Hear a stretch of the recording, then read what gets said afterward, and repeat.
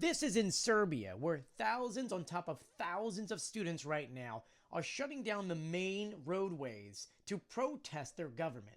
This is the capital of Serbia, Belgrade, in which students right now orchestrated a 24-hour blockade of the major highway. And you could see every square inch of every on and off ramp and turn is covered in students. Look at this. Look how many. And here's another shot going down the entire roadway, completely shut down for the next 24 hours. So what is going on here?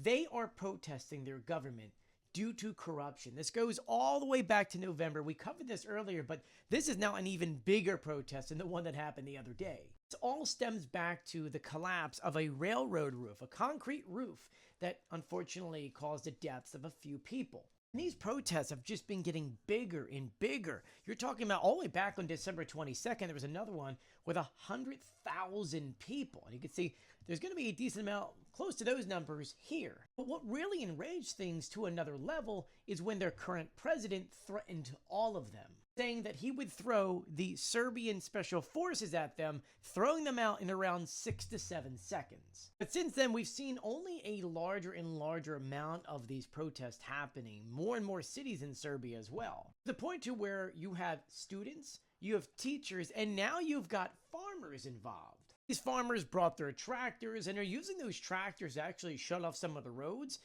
Because they want to cause a disruption to kind of get the president in line, but also because a few people did take their cars and started ramming them into the crowds. And I know what you're saying. Wait a minute, Joey. Why does this seem like what happened in Serbia back in 2000?